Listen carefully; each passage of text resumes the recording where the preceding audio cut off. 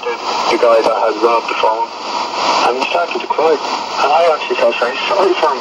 He looked really a forlorn figure. The thief started to cry. The guy who robbed the phone. Yeah. And I told the taxi man, look, listen, he's after handing the phone back. There's no point in really hanging on to him.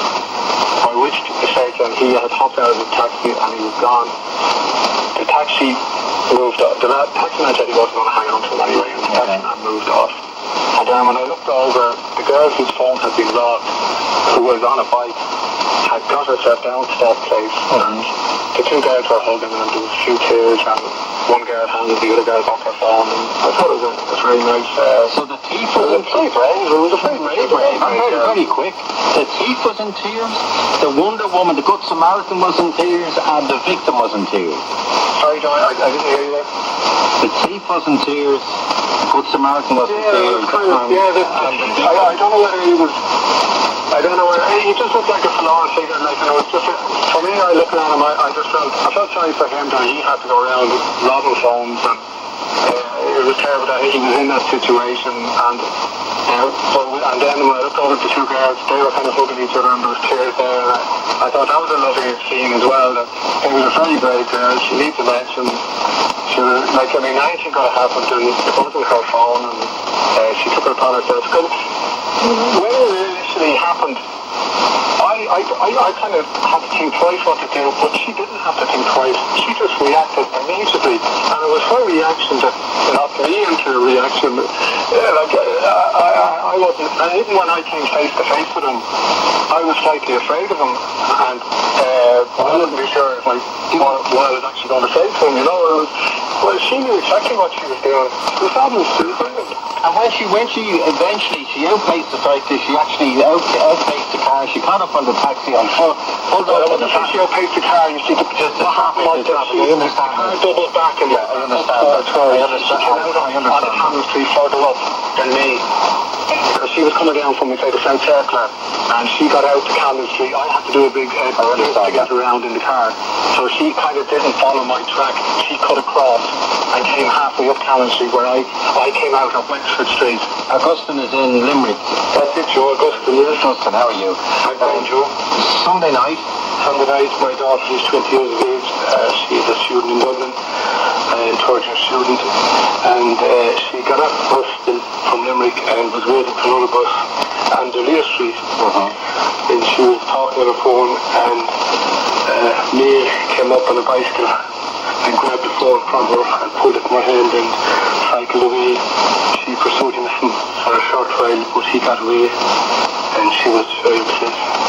And the phone is gone. It was an iPhone 5, which we bought 2 months ago. And Augustine, do we know what time on Sunday night in Dublin? 9:45 p.m. approximately on Delia Street. Fairly busy street. Yeah. Okay, quite close to Pearse Street Garda Station. What happened next? Yes, she went to Pearse Street Garda Station, and the Garda are investigating it. They were very helpful, and she spoke to the Garda again yesterday, and they drove her around and made inquiries about the incident. But it was very upsetting. She had a lot of information for her studies on the phone, and she also has stuff of sentimental value. So when you say she was standing, was she standing at the stop of this? Obviously the cyclist is on the street, I presume. Yeah, she would have been on the street, Joe, and from what I written up, you know, but from what I was speaking to my daughter, she was standing near the bus stop on Delia Street, where he cycled along and grabbed the phone and managed to get it in one go and got away. He was wearing a hood, he had a hood up, and he cycled. She called for help now. I mean, people didn't respond maybe because they didn't know what was going on, but she didn't, and but as I say, she made her way to Pearse Street Garda Station, reported it there, and they're investigating. But the phone was very valuable for her, and it was only 2 months old. She paid €559 for it 2 months ago. And did the Guardian Pearse Street say this is a common occurrence? Yes, well, I gather it happened quite a bit, all right. I mean, Leonard, in your case, did you actually see the phone being grabbed by this guy?